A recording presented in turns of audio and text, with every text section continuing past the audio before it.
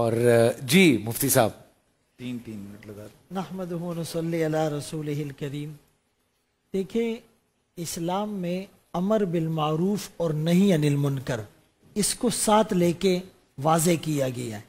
اس امت کو جو خیر امہ کا ٹائٹل ملا ہے اس کی وجہ بھی یہ ہے کہ اچھے کام کرتے ہوئے دوسروں کو حکم دے اور برے کاموں سے بچتے ہوئے دوسروں کو روکے، اور دفع مضرت اولا ہے جلب منفعت سے، یعنی فائدے والے کام جس کو امتثال اوامر کہا جاتا ہے اس سے زیادہ ضروری ہے اجتناب نواہی گناہوں سے بچنا، اور بے حیائی فحاشی اور یانیت بدکاری جس کا انجام پھر زنا تک پہنچتا ہے۔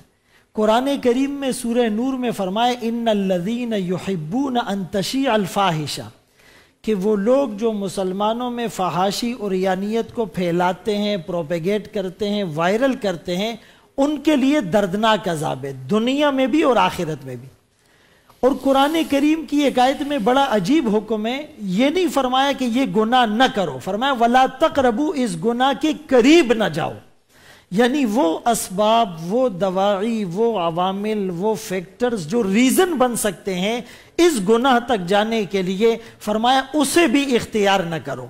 جیسے شرک کو فرمایا لظلم عظیم، قتل کو فرمایا کبیرہ گناہ، اسی طرح اس بدکاری کو بھی بہت بڑا گناہ قرار دیا گیا، یہاں تک کہ رسول اللہ صلی اللہ علیہ وسلم نے فرمایا کہ جب کوئی چوری کرتا ہے یا شراب پیتا ہے یا بدکاری میں ملوث ہو رہا ہو تو ایمان اس سے نکل کر معلق ہو جاتا ہے، جب یہ اس گناہ سے فارغ ہوتا ہے تو ایمان لوٹ کر آتا ہے۔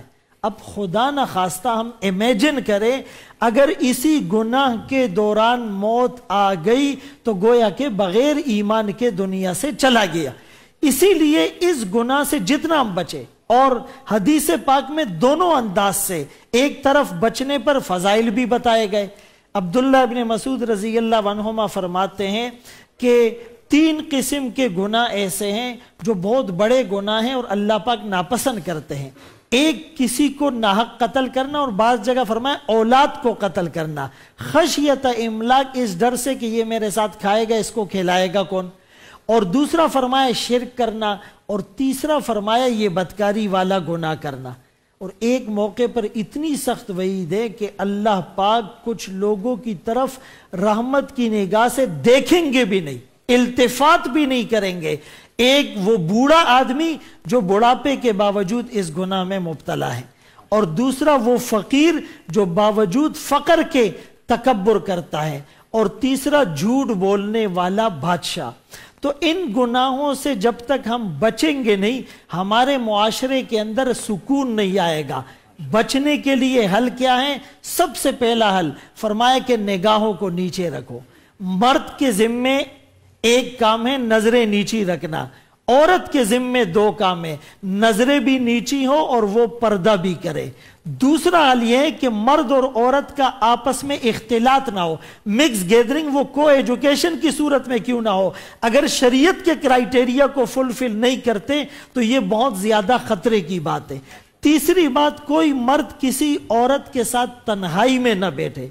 چوتھے نمبر پر فرمائے شادیاں جلدی کرے، جب نکاح جلدی ہوگا تو اس گناہ کا سدباب ہو جائے گا۔ 5ویں نمبر پر اگر کوئی نکاح جلدی نہیں کر سکتا تو وہ روزے کثرت سے رکھے کہ یہ اس کے شہوت کے زور کو توڑنے میں معاون ہوں گے اور یہ گناہ سے بچ جائے گا۔ آخری بات یہ عرض کرتا چلوں کہ آج ہم نے شادی کو مشکل بنا دیا ہے، شادی کے 3 نقطے ہٹا دے تو وہ سادی ہو جائے گی۔ شادی کو عام کرنا ہے، آسان کرنا ہے اور سستا کرنا ہے۔ آج سے 40-50 سال پہلے جن لوگوں کی شادیاں ہوئی اس میں بینکویٹ اور میک اپ اور فرنیچر اور سونا اور کروڑوں روپے خرچ نہیں ہوتے تھے، لیکن ان میں برکت کتنی ہے، وہ دن بدن مضبوط ہو رہے ہیں۔ آج کی شادیوں میں ساری چیزیں خرافات زیادہ ہیں، لیکن چٹ منگنی پٹ بیاہ جھٹ طلاق کا مزداق ہے۔ ہم نے شریعت کو چھوڑ دیا۔